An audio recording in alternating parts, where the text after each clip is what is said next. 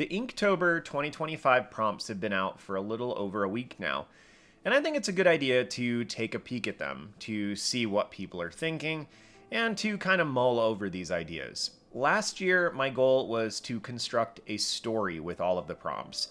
I had this little character, Andorra, that you actually see in the background here, and she was going on these adventures. So as I looked at all the prompts, I tried to align them in such a way where I could sculpt out a story.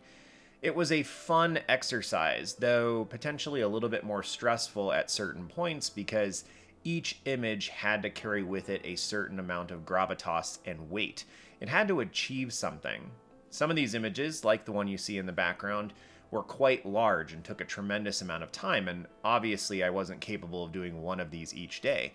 I got started a little bit early, and I made sure to combine prompts together so that I could have, in some cases, 5, 6, or even 7 prompts in a single image. This allowed me to work for several days on a single piece, and this was beneficial to me in that regard. However, there is an element there, perhaps, of sticking too strictly to the prompts and too strictly to the concept and idea that I had built for myself. This was easier last year because the prompts were actually all aligned with one another.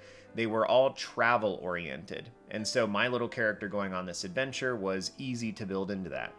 This year, perhaps in response to the fact that there were so many people upset last year about the prompts seem to have returned to just being normal, random words. And we went over those in one of the last videos that we did on this topic.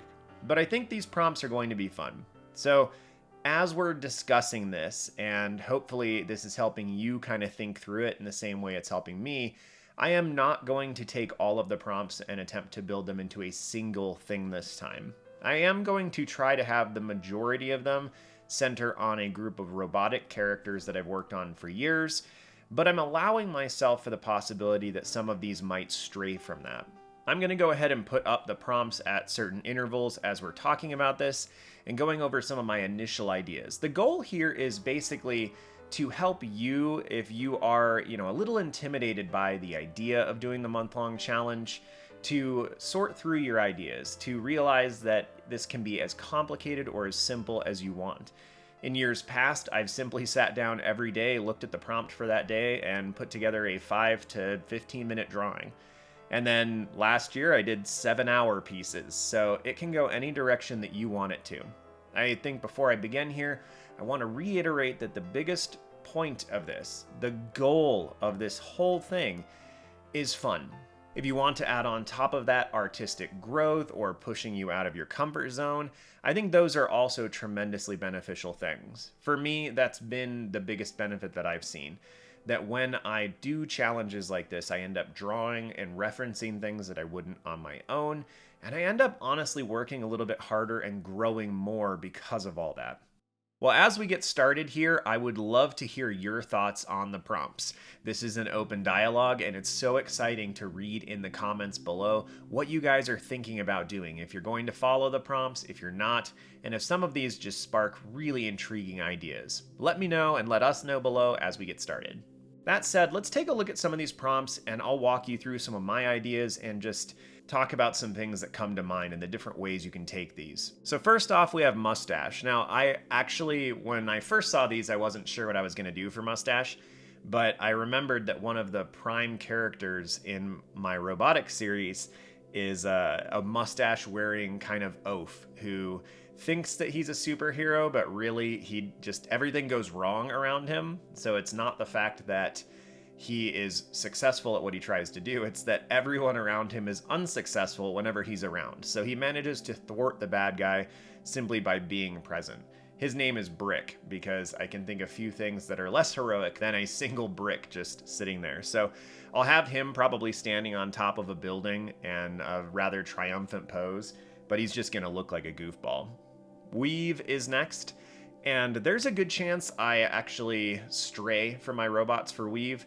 I love kind of tendrils and tentacles and stuff like that. You can see that if you've watched any of my work over the years. And so there's a good chance I'll do something eldritch that way. If I keep it in my robots, there's actually a robotic kraken. There's 5 titans in that series, and so I might kind of work with that because the tentacles would be fun.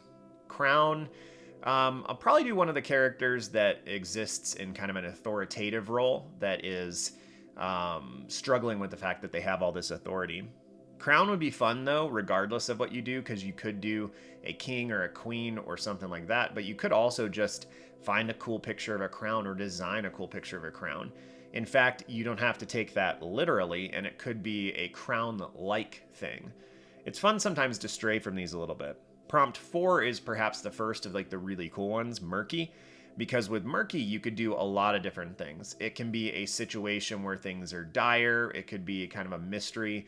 I think one of the coolest ways you could take this is have a couple characters in the foreground and then have like the whole background be dark and some eyes just kind of shining out of it. That might be really fun. Deer is prompt 5, and that's pretty straightforward, so I'm not 100% sure what I'm going to do for that. With the robot stuff, I don't think I can literally bring in a deer. I guess I could create like a deer robot, but that doesn't really, at this point, sound interesting to me. So I think what I might do for deer is probably a dragon or some kind of beastie. In the fantasy novels that I'm working on, there's a race of beings called the Tenari that are kind of built from soul and the components of human dreams and thought, and they often take forms that would be derived from dreams. And so a lot of those are skeletal and whatnot. And I've played before with the idea of having skulls as their faces because it's intimidating to humans, and that's kind of the purpose for their corporeal forms. In fact, 2 years ago when I did Inktober, I actually did the same character, Andorra, running into one of those guys, which was pretty cool. 6 is Pierce, so obviously that's going to be some kind of combat thing. It'll be fun. I'll probably have like a giant robot getting pierced by a spear. There's a lot of things you could do that way too, but I think for a lot of us, action-oriented things like that are going to be kind of fun. Some kind of wound. Starfish. I don't really know what I'm going to do with that. Obviously, you could just look up some pictures of a starfish and draw that. But it might be kind of fun to do something like Starro from the DC universe, where you've got this giant alien starfish. Reckless, again, very open-ended like Murky. So as long as you have a character or something in that realm that could be fun to play with. Could be somebody jumping off of something that doesn't make sense, fighting something that doesn't make sense.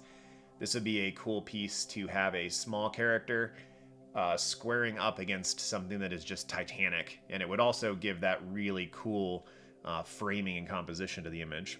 Heavy.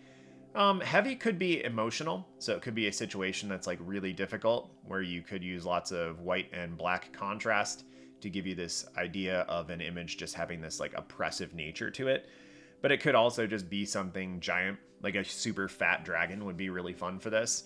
I will probably do one of the robotic titans, just something that is massive, and maybe even something where you only see its feet in the image and it's leaning down and you see like either a hand or part of its head leaning down from the top of the composition.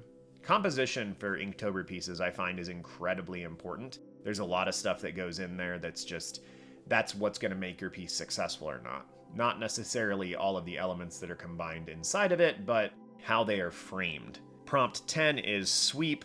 I have no idea yet. Let me know in the comments below if you can think of anything for Sweep that sounds really intriguing. Sting reminds me a lot of Pierce, but I might try to take it in a way where there's some kind of beastie that has some ability to sting, like a giant wasp or something. Might be pretty fun. Shredded, also fairly action-oriented in my mind, but it could also be somebody who's escaping from an office job that they hate, and they're shredding up the records and the paper. It could be a relationship that got shredded and torn apart. There's a couple different things you could do with it there. 13 is Drink. Obviously, that could just be like alcohol, or it could be a cup of coffee or something if you wanted to go really simple. Ironically, I just paused my recording there to get a drink because I started coughing. But with Drink, you could go more metaphoric, where somebody is drowning, somebody is stuck in something, or you could have a character of some kind that is in a desert or a really dry, arid place and needs a drink desperately. Maybe they're thinking about one. In fact, doing comic-oriented or cartoon-oriented stuff is often a really good approach when you're looking into doing things like this for Inktober. Number 14 is Trunk. That could obviously be the trunk of a tree. It could be a person's torso. It could be the trunk of an elephant. If you were really creative, it would be kind of fun to combine all those together and see what happens. I'm not exactly sure how that would come together, but that could be really fun. Ragged. I'm going to have fun with this one. I'm going to do the main character, Eris, from my robotic series, and have her with this tattered, ragged cloak. And so ragged will be a fun way to do that. It's also kind of a cool Western thing. Any creature or beast or person that has been run ragged by life. Like life has been difficult for them, and so they have this ragged or rugged appearance. Could be a very fun way to do things. I think we'll wrap up this video here though, because we are already close to 10 minutes, if not over it, and we have only done 15 of our prompts. But I would really appreciate in the comments below if you would share some of your thoughts about what you are planning to do with some of these prompts, and if some of the ideas that I brought up either spark things or you're like, no, that's crap, Zach, like this would be way better. Let me know. That would be really cool, and I would appreciate it. Well, as always, thanks for being here. I hope you have a lovely rest of your day, and I'm looking forward to seeing and hearing about what all of you do for Inktober. Have a good one, y'all. See you soon.